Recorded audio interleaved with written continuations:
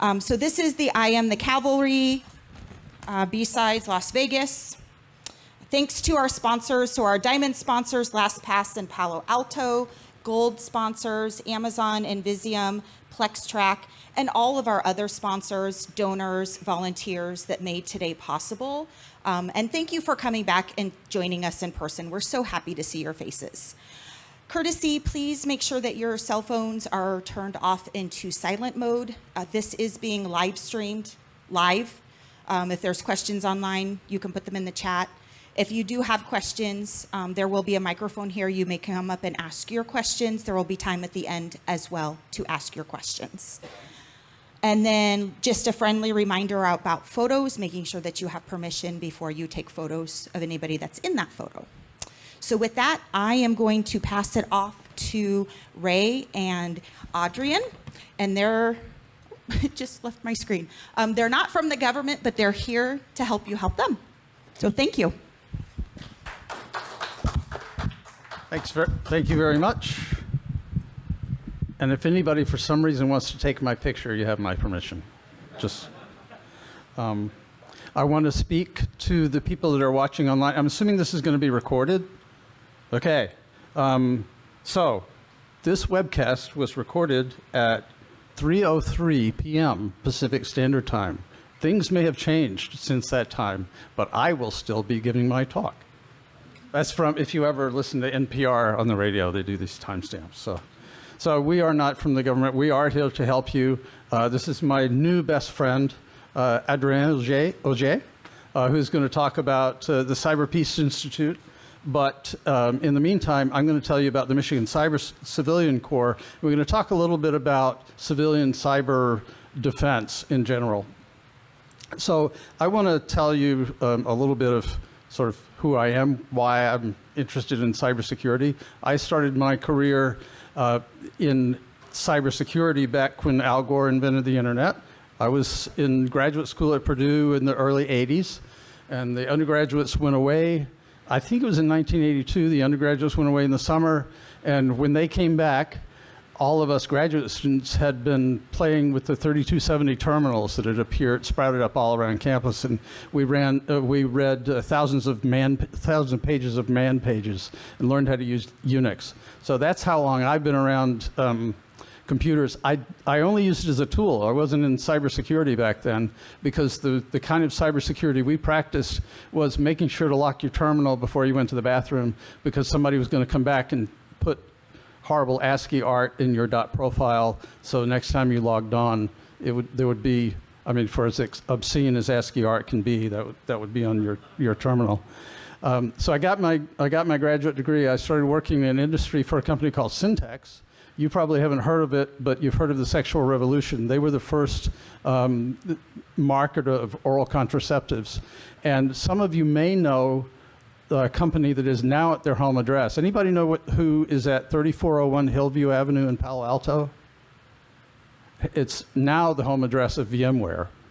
So Syntax doesn't live there anymore, VMware is there. And Xerox Palo Alto Research Center is right across the street. So it was an amazing time to be learning about computers. But Syntax is no more. I was a pharmaceutical scientist for about 20 years. I worked for Pfizer. Some of you have probably heard of Pfizer. They've been in the news in the past couple of years. So I live in Kalamazoo, Michigan. That's where there's a vaccine plant in Kalamazoo. So I worked for them for 20 years. I saw the value in the dark side, and I went over to IT. I participated in a project to take away admin privileges from 18,000 R&D employees of Pfizer globally. And you might notice I don't work for Pfizer anymore. That's not why. But so I was very interested in cybersecurity as I started taking SANS courses. When I assisted my employer with their downsizing activities, we had a retraining allowance, and I fell in with a group of people at SANS and started doing facilitation. I got a bunch of certifications, that sort of thing. I even got hired at SANS, helped them spin up a master's degree. So I was around security for sort of a long time, and it was exciting. But you know, these days, things are changing. And we have COVID, we have ransomware, We have all kinds of other uncertainty, and this really is my motto these days. I am a dancer, or I started dancing again. The love like you've never been hurt, you know, if you've never been hurt in love, you know, bless your heart. But the credits up there, I don't like to use pictures without credits, so poetic boredom, I think, is where I got that. And I think the soundtrack should be Life During Wartime. Burned all my notebooks, right? So things are kind of depressing. I mean, you heard the thank you for joining us back here in person. It's been a very long time. I went to ShmooCon in March, and it was really weird because everybody has masks on, and you know, you see the same people every year, but I'm not used to looking at their eyes. And you all have beautiful eyes, and I remember you, but you know, it's really difficult to know who to give a big hug to. So just give big hugs to everybody, okay?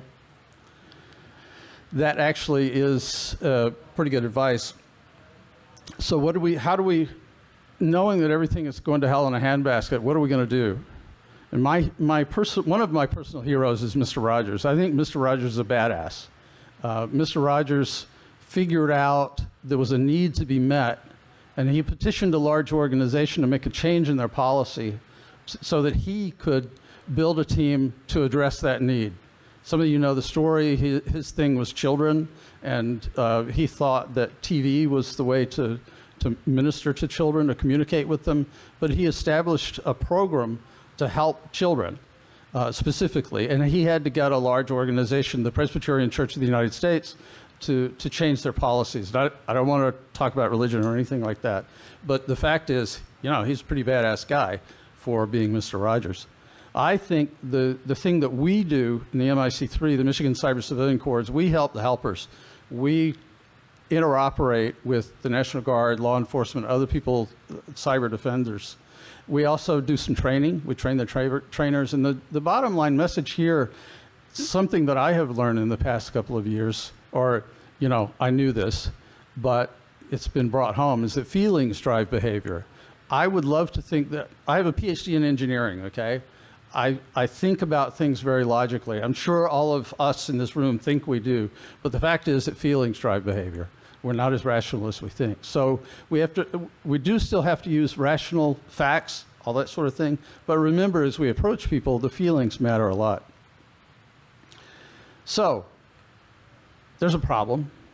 We look around in Michigan, who needs help? If we're going to help public entities, how big is the problem? In Michigan, we have 2,500 plus public entities. And I have been told that about 500 of them have a contract with an MSP. So that leaves 2,000 entities that are all on their own. These are counties, cities, so any municipal division of government, plus we have school districts and we have other districts that have technology in them. So we have an intermediate school district or an educational district where you have a group of people that are responsible for supporting the technology. It's also true that sometimes, like an intermediate school district, the boundaries will overlap that of a county. So trying to organize a response in a situation like that is a real challenge. So we have 2,500 plus public entities and a lot of overlap. We have done, and I think this is more than many states have done, we recently did a multi-agency statewide exercise to test the response of all of the agencies in the state to see how well we would do. And does anybody want to venture a guess at how well we did? Anybody ever seen the Keystone Cops? Like, I was not in the emergency ops center, but you could tell there were people that probably had some notebooks on their shelf, and they were pulling them down and opening them for the first time in a very long time. So we had, the way that worked was we had our state emergency ops center folks working, and we had some personnel changes in the upper management level. But as we got the third entity affected, you could just see things falling apart. And I would say, don't tell anybody, but you know, if there's a state around in the United States that wouldn't happen to, I'll be surprised. I mean, this is just normal kind of stuff. So we're trying to figure out how to prioritize, where to put our energies, and how to organize helping people who are in trouble. One of the themes that's been talked about here is the cyber poor, and this is a list not of all Michigan counties, because I can't find them all in this list, but if you look along there, this is the shape of that curve is fairly typical. We have, I think, 10 counties that are over 100,000, and then it drops off very precipitously. You see my county, Kalamazoo County, is number 5. We have a couple 100,000 people. So there are some folks, Wayne County on the far left, that's Detroit. So you can see this is Detroit, Flint, Kalamazoo, Lansing are the ones. Those are the folks that, you know, they have a full IT staff. But the folks, you get out past about the 10th one, they may have one person, and if you get way far out to the right, and some of you know the geography of Michigan, we have one hand here, and then we have this one, and up here, that's the Upper Peninsula, and we all make fond jokes about our Yoopers that live up there, but there's not a lot of people. There's way more mosquitoes than people. And so finding cyber help up there is really difficult. We have, as an example, in the MIC3, we are fairly typically distributed, like the normal population. We have 3 members in the UP, in the Upper Peninsula. So we really do have some folks that need help. Often you'll have the IT person there, if they have one, is the kid that was really good in the math class in high school, right? And that's like, I say that fondly, you know, because bless their hearts. They got to change passwords. They got to make sure that everything works, and at the same time think about being secure. It's not going to happen. So we had exceptionally technically oriented government officials for a while, and they came up with an idea to utilize the cyber defense resources that we had in Michigan, because back when the Michigan Cyber Civilian Corps was organized around 2010, 2012, the main industry in Michigan, well, I just asked, if you think of Michigan, you probably don't think of computers. You think of the auto industry, probably. And the auto industry has had its ups and downs. And so when Rick Snyder, whose Twitter handle, by the way, is One Tough Nerd, so he thinks of himself as a techie guy, Governor Snyder worked with our Chief Technology Officer, our Chief Information Officer, who, and I get them mixed up, I think CIO was Dan Lorman, who now writes for InfoSec magazine, I think. He writes some pretty good stuff. David Bean was the CTO. He now works for Lazy Boy, I believe. So we had a cadre of high-level government officials who thought this would be a good idea to organize a cyber defense group. So they created it in 2013. I actually found the YouTube video where he announced this we used to have the Governor's Cyber Summit. It was the North American International Cybersecurity Summit. It was held in Detroit, and it was international because you could see Canada across it wasn't like seeing Russia from Alaska, but we could at least see Canada.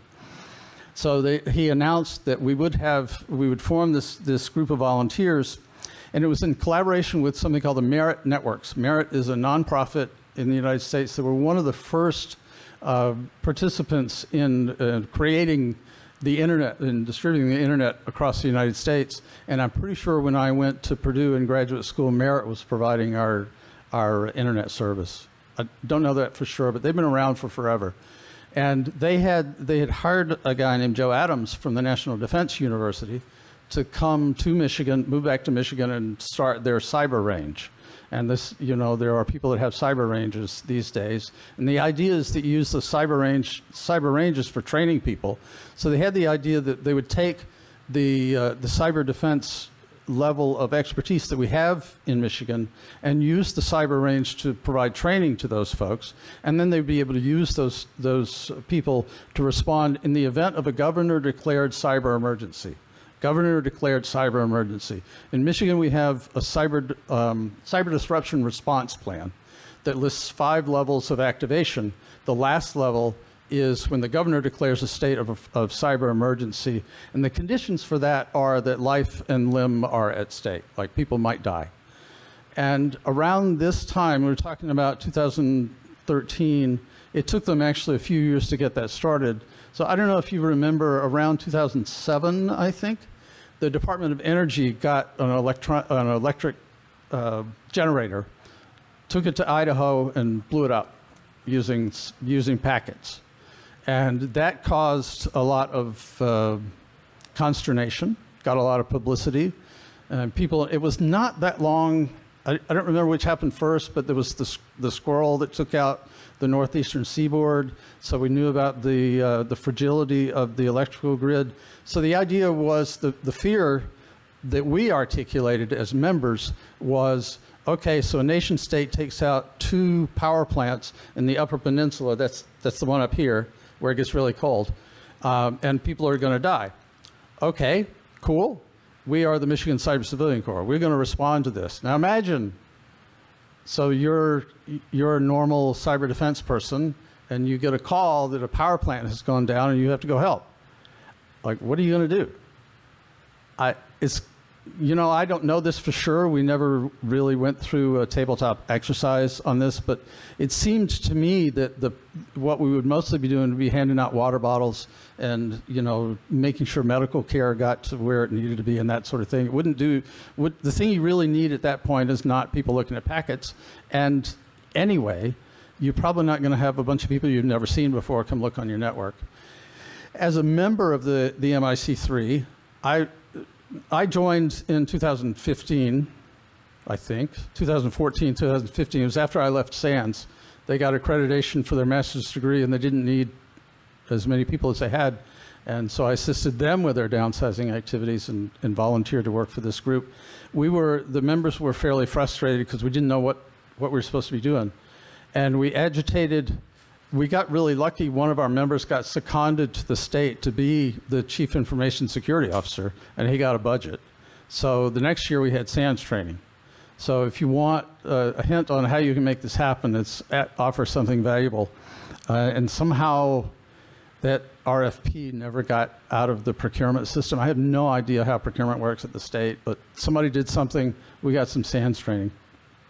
So in 2015, we negotiated with Merit to take over responsibility because the original vision, we had people already in the Corps that were more qualified than the training that Merit was offering. They were doing sort of beginner security, which is totally great. Very happy that they are doing it, but for our members it didn't work.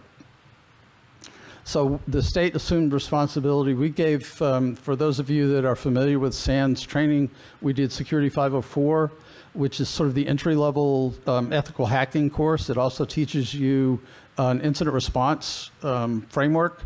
They use prevent, identify, contain, eradicate, pick-all, restore, and lessons learned. I know NIST has different words, but it's the same thing. So, so we gave 504. The next year we did monitoring, network monitoring, which we figured would teach people how to understand what a normal network looks like. And the year after that, we did network forensics, because this is personal prejudice. We have members that would love to do memory forensics. We'd love to go take a disk image and see what the malware looks like. But in terms of our job is to get public services back online. When a local government goes down, people may not be able to get their child support checks. They may not be able to file their marriage certificates. They can't, if they sell their house, they can't file the title, that sort of thing. This is what we're trying to, I don't want to say I don't care what the malware looks like, but I want to get people back, online so that they can live their lives. So, so we did network forensics, which is the way that you can determine where the infection is and get rid of it, not so much about endpoint forensics. Though I do have some members that would like to do that, and Wisconsin has a program that I'm hoping we can collaborate with and help some of our members get trained. We'll talk about that more. In 2017, the CISO of the state of Michigan was a guy named Chris DeRusha. Chris is now the federal CISO. He's in the White House. And he had come from the White House of the 44th president, so he had some contacts in the federal government to get some language around legislation. And in 2017, we got legislation passed called the Michigan Cyber Civilian Act. And you should look it up. If you're interested in doing something like this, you should look it up. I never thought I would be thankful to legislators, but they wrote it in a very flexible way. We have to have technical standards for our members. We have to have them background checked, but that's pretty much, and we have to have an advisory board that sets our processes, and of course we have to follow the processes that our advisory board sets. But our advisory board is people that are friendly to us, and I don't want to give anybody the impression that we're trying to manipulate anything, but it is just a really well-crafted piece of legislation. And to support that, I will say that Texas stole or borrowed, copy, pasted some of our language. They have a group called a Volunteer Incident Response Team, and they use some of the language in their legislation that created that. So it's pretty good legislation. It was amended in 2019, so if you look at it online, you'll see two dates. There's a 2018 effective date, 2020 effective date. The original legislation required that we do federal background checks, including FBI criminal background checks.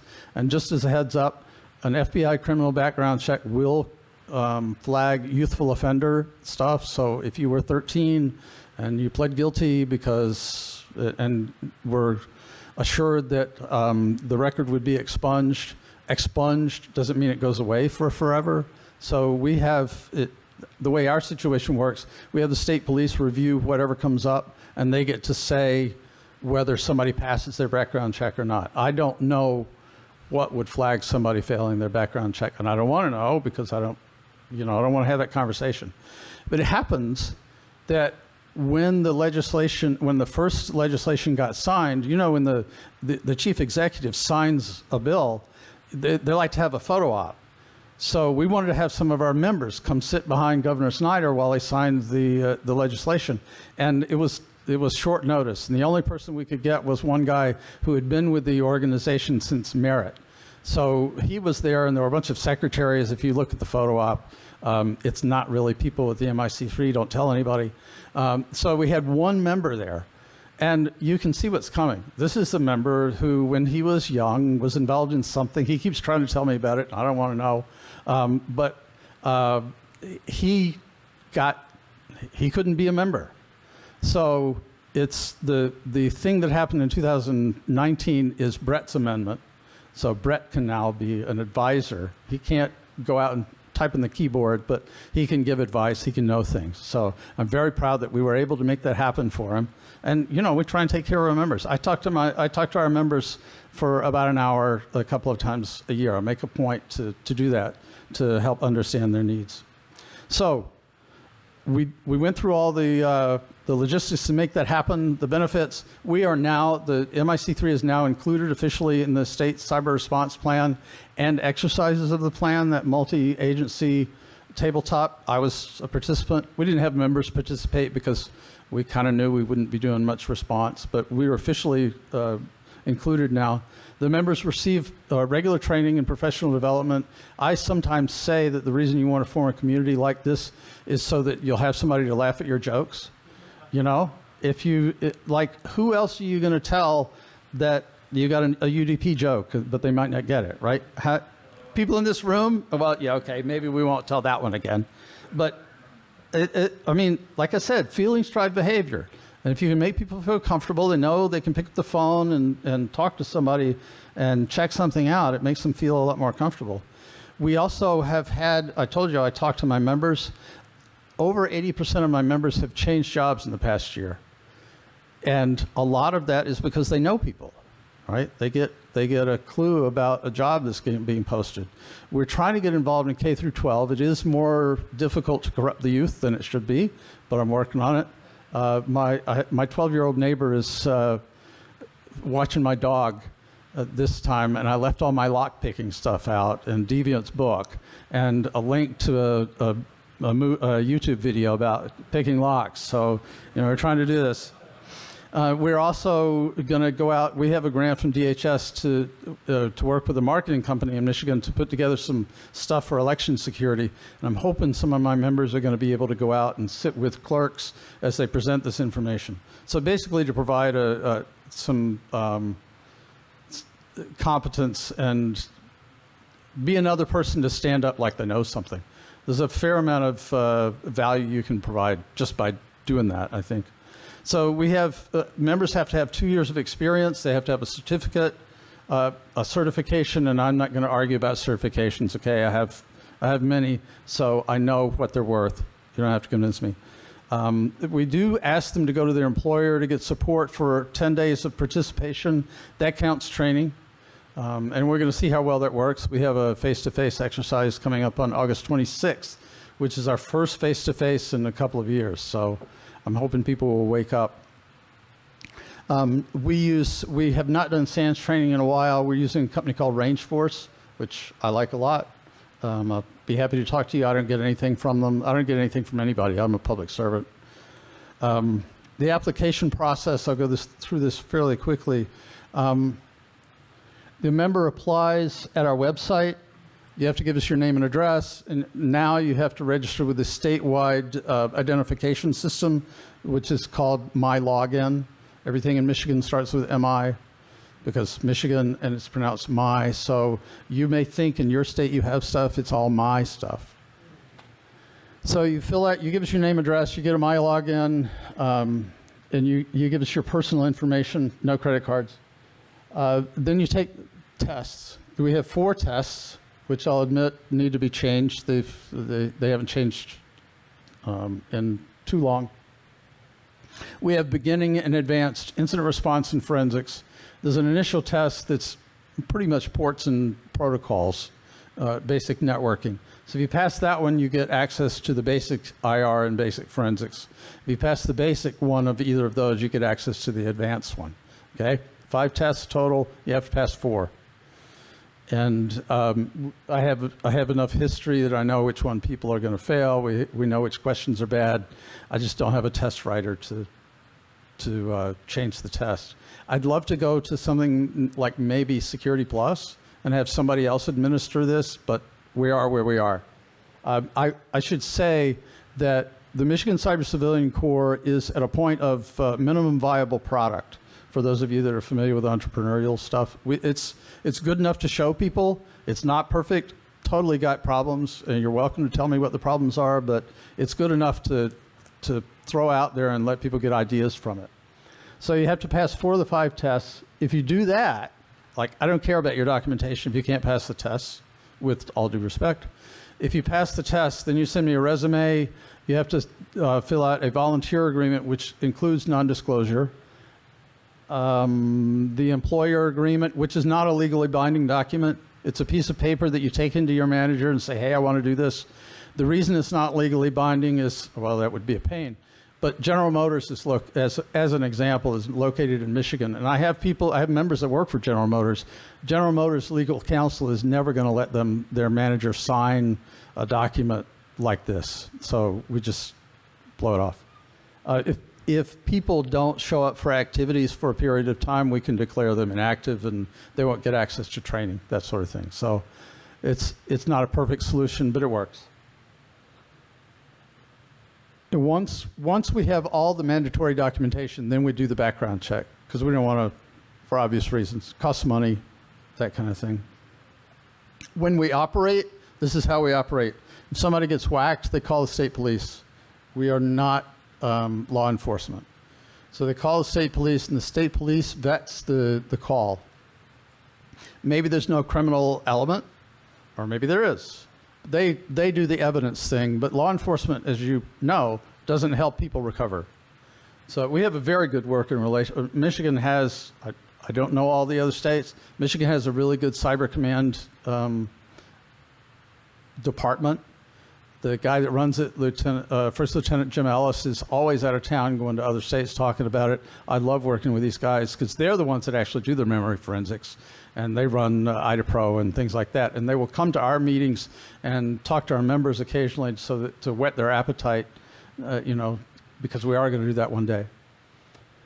So the Michigan Cyber Command Center vets the incident. If the affected victim wants help, there are a series of legally significant documents that go by. The person at the victim has to ask for help. We have to say, yes, we can provide help. If you are authorized to accept the help, reply in the affirmative. And if they do, then they've said they're the one to, because we need to have a throat to choke at the victim organization, as it were. So that's how we operate. I hope that I have given you a lot of information that will prompt questions, because I'm going to turn it over to Adrien in just a second. But the bottom line, this is like when COVID started, everything shut down. And we had been doing cyber defense for a long time, and we couldn't do that like we had done it. And so a lot of us were looking around for ways to learn about serving the public. We, in the executive branch of the state of Michigan, we all took a 10% pay cut temporarily. Well, it was going to be temporarily. It hasn't come back yet. But, I'm not working for the government to get rich. I went, like I said, I live in Kalamazoo, Michigan. There's a Pfizer plant there. We produce the vaccines. And when the trucks started rolling from the plant, it was people in Kalamazoo, we were like in tears, because it's our family. We can help save the world. So after a while, they started doing vaccine clinics, and the Kalamazoo Health Department called for volunteers. And there was a lot of other stuff going on, and I needed to do something. So I volunteered to help with giving people vaccines. And I ended up working, as you see, this is the front page of the incident response plan for 1 week of doing vaccine clinics. So I ended up working like a tenth of a year for the health department, but it was hugely valuable. It is very difficult for me to describe how it was valuable, but to go down there and stand for 3 or 4 hours with regular human beings who were coming in afraid they were going to die. I mean, this is defense, it's not cyber defense, but working with people who were really concerned about the pretty bottom line, it's an existential issue. So this is meeting people where they are. I got to meet a lot of regular people. I also got some contacts with the local emergency operations folks. Kalamazoo has an international airport. The FAA requires, as you might expect, people to test their incident response plan. In an airport, incident response is a mass casualty event. So during the course of this, I also participated with the FAA test of the Kalamazoo Battle Creek International Airport. There were like 50 of us. The people that got there early got to get makeup and crawl up on top of the school buses that they were using as the airplane fuselage. So this gave, it was a lot of fun, certainly, but it gave me an in with another emergency operations group. We said, somebody said earlier, that the reason people are not careful is because they don't think cyber is part of life, right? Well, cyber is part of life, and life is part of cyber. And that sounds stupid, right? But still, there is tons of overlap. We have to get people thinking about it like brushing their teeth, right? So getting involved in this way is a way to get your hands dirty, get your brain working. So you can find me on Twitter and LinkedIn. You go looking me up. I'm not the fashion photographer. That's Eric Ray Davidson. I've offered to do a job switch with him for a day, but he hasn't responded. You can write to me at davidsonr5@michigan.gov. That's our website.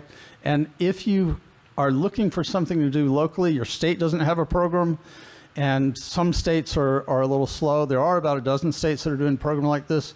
But if you want to do something and there's not something in your state, you can do something globally.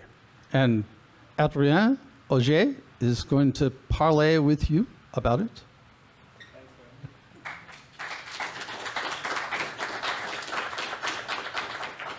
Hi everyone, Adrien here, or Adrien, can call me Adrien, works too. I'm the CEO of the Cyber Peace Institute, an NGO based out of Geneva in Switzerland. It's an honor for me to be here, so thanks for coming, thanks for watching. Yeah. All right, better? Yeah, okay, thanks, sorry. Did you hear that though? Okay. All right. So I'm going to talk to you about a similar program that we've launched about 2 years ago that's operating globally. It's open to you, I guess, as well, called the Cyber Peace Builders, program run by the Cyber Peace Institute, which is where I work. And I'll tell you more about these in a second. But first, I want to tell you a little bit about the threats that non-governmental organizations face. In the last 3 years, we've seen a massive increase in the number of attacks against them, in particular the attacks being reported against them. We track incidents against NGOs as far back as 20 years ago. And NGOs are, unfortunately, quite an interesting target for both state actors and cyber criminals. A lot of people depend on them around the world very critically, the same way that you and me and Ray depend on critical services offered by critical infrastructure operators, right? But if you think of emerging countries where the state is not necessarily protecting its citizens and the private sector is not really as active as it should be, then you've got a lot of people that depend critically on these services. And actually, if you go outside in the streets, right here in Vegas, I took a walk yesterday night, there's a lot of people on the streets that depend critically on NGOs in developed economies as well. Just a couple of incidents. Maybe you haven't heard of these. Roots of Peace, actually an NGO based in the US. They got money from USAID. And that was attacked by cyber criminals, and we helped them investigate the incident. They lost over $1 million funding that was destined to Afghan farmers. So that is money that was not provided to a vulnerable community because some criminals thought it was a good idea to steal it. We're not able to retrieve the money. Maybe you've heard of the International Committee of the Red Cross that got hacked earlier this year. 500,000 refugees and other people at risk that were whose personal data was stolen and potentially monetized. And also just another attack that maybe you haven't heard of, actually right here in Philadelphia, ransomware attack, over $1 million that were stolen. And so I want you to compare that against what happened to Colonial Pipeline, which I'm sure you've heard about. That led to, at the end of the day, $2 million being taken by the criminals after the FBI recouped some of the ransom. And I want you to consider that actually for criminals, NGOs still mean high payout, right? When you can make out with over $1 million, it's for criminals, it's enough. I don't want to say it's enough money. I don't know what the finances are, or what their objectives are, but it's certainly comparable to some of the amount that they can steal from much more protected targets, in particular critical infrastructure in developed countries, which enjoy some, if not all, of the benefits of the protections that can offer organizations like CISA or ANSSI, where French cybersecurity agency where I used to work, other such organizations, right? NGOs do not enjoy any of the benefits of these organizations. And for criminals, they don't need to use complex 0 days, don't need to burn their 0 days on NGOs. They can use a password that leaked 10 years ago, which is what happened in some of the incidents that we've investigated. And the big problem is that most of the NGOs have started to operate their digital transformation only recently, in the last decade more or less, but they do not invest in cybersecurity, right? So they need help. They need help now. That's why we created a volunteer-led program called the Cyber Peace Builders that basically takes cybersecurity professionals and presents them with very short-term engagement opportunities so they can go and help NGOs. So it's literally as simple as this. It's a job board where you as a cybersecurity professional can connect. You can see opportunities that we list. So we create a relationship with NGOs, and then we create those missions there. If I had internet, I could actually show you. But basically, it's a Kanban. So you can browse the opportunities on the left and see, all right, this NGO needs advice on 2FA. It's going to take me 1 hour. Have 1 hour of my time next week, next month, or whatever. Let me say that I'm interested. Then we know that we match you up with the NGO, and then you can deliver that help. So remote help, right? It's short term, unlike I guess what you guys did at MIC3, where it's a longer term engagement. Obviously, it falls outside the scope of incident response, right? Because if an NGO is being ransomed, they're not going to call you and ask you to stop everything you're doing in the middle of the night. So it's mostly pre and post incident stuff, right? Just briefly, we have over 70 NGOs right now that are in our network. Most of them operate in a humanitarian context, peace development, things like that. We have over 200 volunteer-led missions in the platform after a little bit more than a year of launch. But that's just where we are today. By the end of the year, I want us to get to about 100 NGOs, and by 2025 to 1,000 NGOs, so we can get closer to that 1 billion people that all of these NGOs support. Just a couple of highlights in terms of missions, maybe to make it more concrete for you guys. And I'm happy to show you the board after it's live, on the internet. So if you want to pass by, but just a couple of examples of what our volunteers did. So one volunteer, for instance, spent, well, we had, scoped it to 4 hours, ended up spending 16 hours. But not all jobs are like that. Most jobs are like 1 or 2 hours.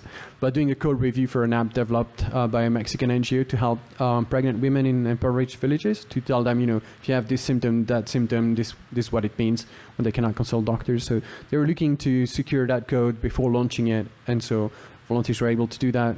Volunteer scan of websites of FSD, which is a Fondation Suisse de Déminage Suisse Demining NGO. We had various one-hour security assessments that basically help NGOs understand where they're at. So it gives them a one-page report with a 3x3 matrix with red, orange and green, tends to be red. But is really visual and helps them convince their leadership that their cybersecurity is not at the right level, and they should invest, in those basically 9 pillars like authentication, disaster recovery, planning, things like that. We supported an NGO implementing PGP. Another one, some of them come without requests, like we were not expecting that, but they came asking for insurance advice, which is good, in terms of maturity. Maybe not so great because maybe they're trying to just outsource all their risk. But still, they're asking themselves some interesting questions. This is an example as well to tell you that our volunteers are not all technical folks.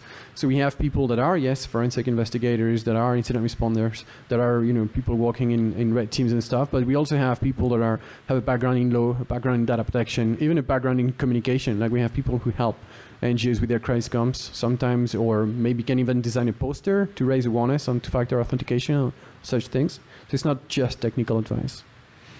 Yeah, we ran an a awareness raising session in Arabic. So one of our volunteers that is actually, I don't know if he's here today, but he's coming at DevCon, working for LinkedIn, translated the presentation in Arabic and delivered that to an NGO. And voila, and that basically helped us to surface some of the most recurrent needs that NGOs have and templatize, I think you say in English, the jobs, the missions, so that other NGOs that start from the bottom and really don't even know what to do could have an idea in terms of, all right, maybe I can get a training for my staff. Maybe I could do a pen test. All right, what is it, a pen test? All right, let me do that with one of the volunteers, etc. So it helps them advance in their journey, and our hopes is to standardize that all the way up to trying to bring them to ISO 27001 and other NIST frameworks, for instance, in the US, or the frameworks in other parts of the world, to help them have a more structured approach. Just in terms of setting up that volunteer initiative, a couple of the the benefits and the incentives. I think Ray talked a little bit about that, so let me do the same for the builders. What we try and do is foster a human-centric approach. You talked about the importance of feelings, and I talk about the importance of face-to-face, of seeing people, and through the Cyberpeace builders, you actually get to put a smile on people's faces. No one helps these NGOs, so they're really happy when somebody comes and takes the time. And so it's really that human connection, right? Seeing who you're helping, having the ability for them to speak to someone rather than read a guideline or download a document or go to a conference but not engage directly, right? Having that personalized approach. It's flexible for the NGOs as well, because they can come up with whatever needs they have. They can really ask us anything they want. Of course, if it's incident response, we would say it's out of scope.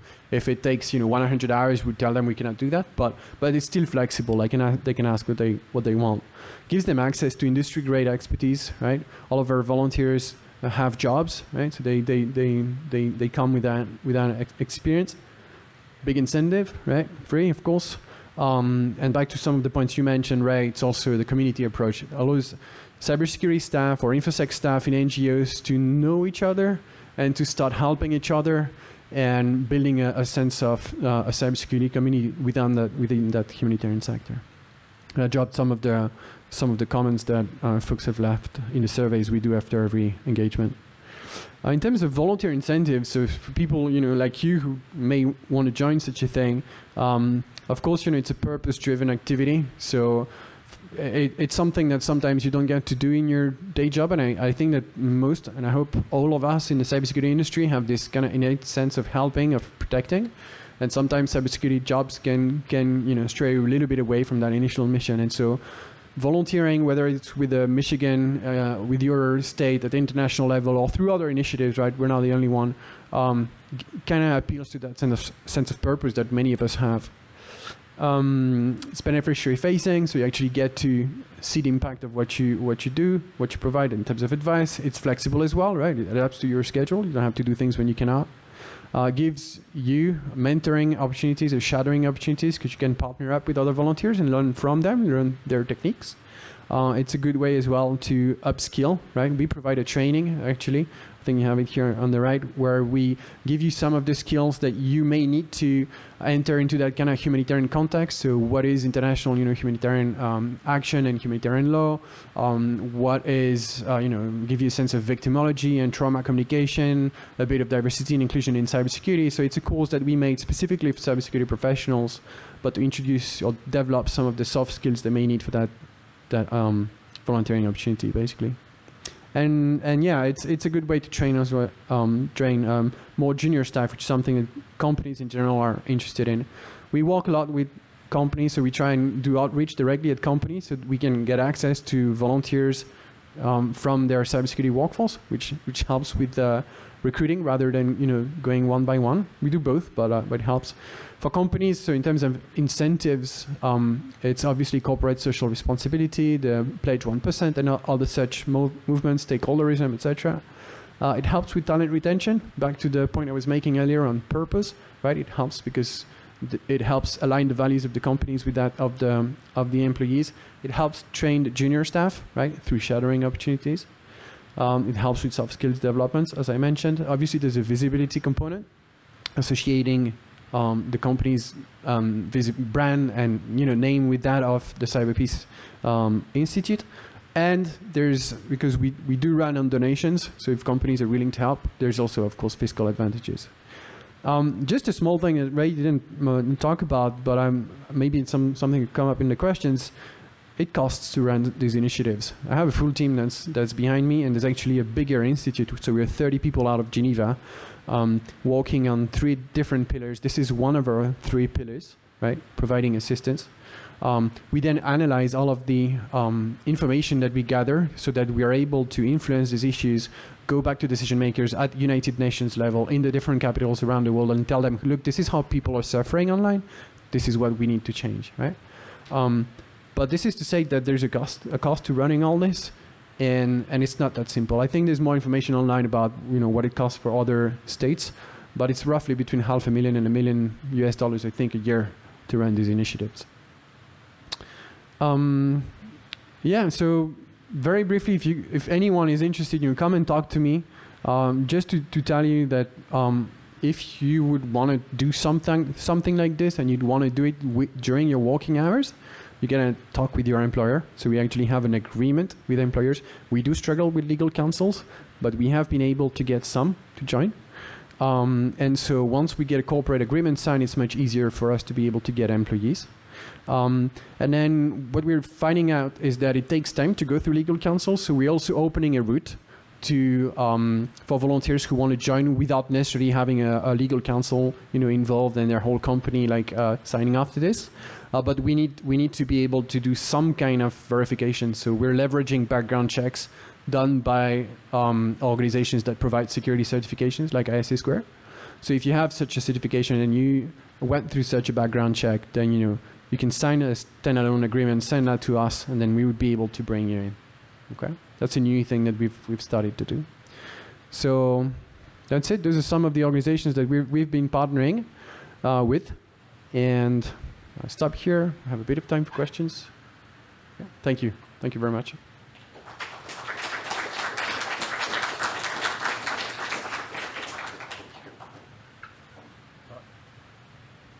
Any questions? I will confirm that that number, that cost is about right, $500,000. We have, you can do SANS training for about, if you work with them, you can do a SANS class for 65 people for about $250,000. If you negotiate, work with them. I believe that I heard that the Wisconsin cyber, I forget what they call it, their cyber team has a budget of around $500,000, maybe 600,000. Ours is like 400,000, I think, ish. Like I shouldn't give away definite numbers, but that's a reasonable number.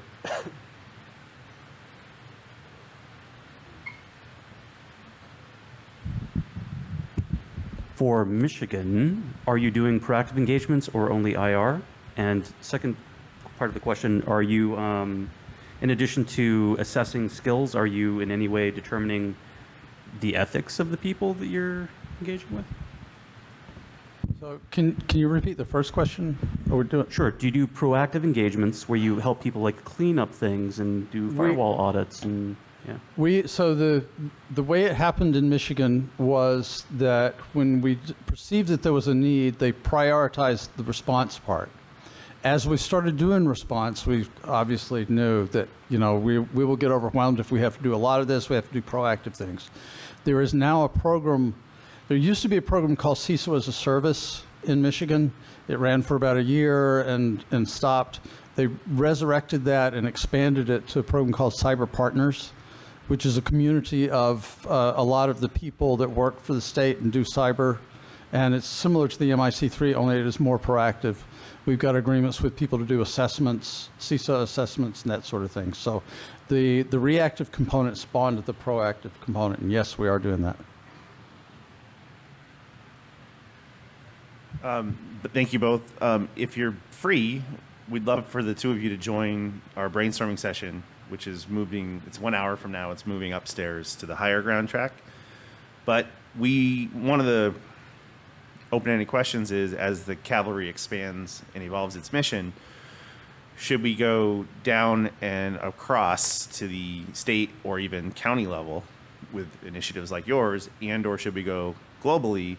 And we don't want to reinvent the wheel, so in some cases we might want to partner with you. In some cases we might want to do direct copies of Michigan. In some areas we might want to have parallel experimentation with variants to compare notes and see what's working and what's not. And to his point, I'm a huge fan of crisis simulations and lightweight tabletop exercises, left a boom, because to quote the late great Dan Kaminsky, of the many things that hackers smash, perhaps the most important is assumptions.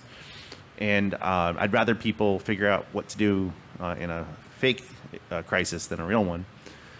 But we don't want to reinvent the wheel, and we'd love to hear what would be the best complement or even partnerships as we head into the next 9 years of this thing.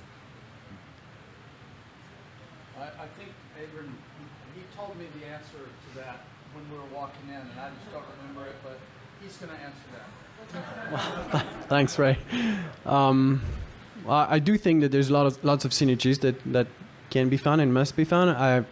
We both were saying earlier, even if you don't remember, that this kind of volunteer activities is brewing up, and we see that increasingly. I'm sure you've read what's happening in Ukraine with the IT army over there.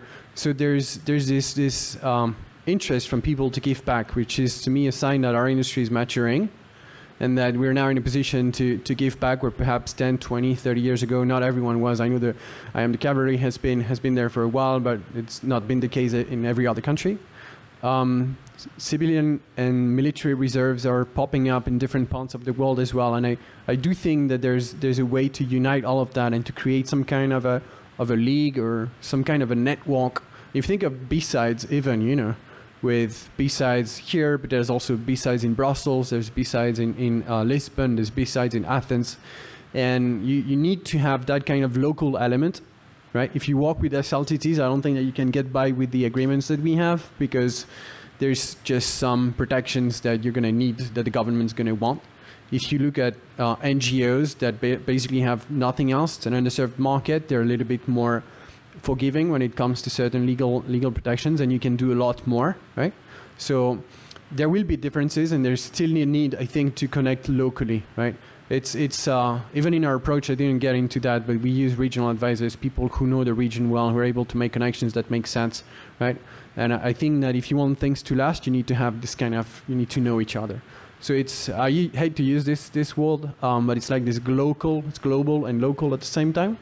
So yeah, I'm also very eager to give back all of the things that we're doing, you know. All of this is like, we will share the intellectual property, we help people like set up their own things if we can grow this so that more and more people can receive the help, right? If not, like, think of the organizations that Ray is protecting and that the cyberpeace builders are protecting. If you think of the people that they themselves are working with, right? What internet are we going to leave to our kids if it's a place where, you know, the data from children in schools in Kalamazoo gets stolen by pedophiles? If the data from refugees fleeing Ukraine gets stolen by Russia, like what kind of internet, you know, did we create and are we leaving to our kids? So I think that we have a window now to create what you're talking about, Josh, to fix these things at a scale that we haven't been able to do before. So let's just do it.